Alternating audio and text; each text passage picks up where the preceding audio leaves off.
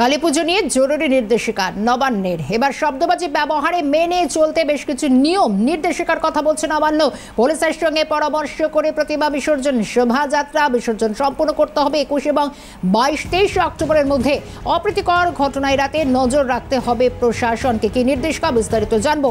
Telephone লাইনে রয়েছেন আমাদের প্রতিনিধি বিপ্লব চক্রবর্তী। বিপ্লব, নবান্নের নির্দেশিকায় কি বলা হচ্ছে?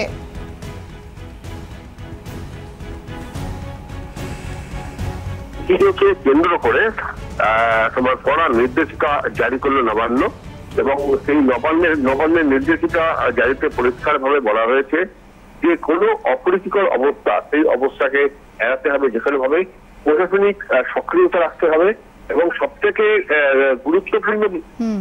গুরুত্বপূর্ণ বিষয় যেটা হচ্ছে যে পটকা বা বাজি ব্যবহারের ক্ষেত্রে প্রচলিত নিয়ম বা নির্দেশিকা মানতে হবে কঠোরভাবে এবং সার্বজনীন পুজো উদ্যোক্তাদের জন্য জানানো হয়েছে পুলিশের সঙ্গে পরামর্শ করে প্রতিমা বিসর্জন এবং শোভাযাত্রার সময় নির্ধারণ করতে হবে এবং সমস্ত প্রতিমা 21, 22 এবং সর্বোচ্চ 23 অক্টোবরের মধ্যে বিসর্জন করে ফেলতে হবে।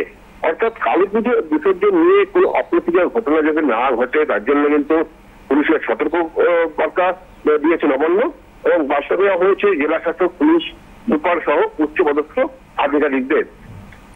ধন্যবাদ বিপ্লব।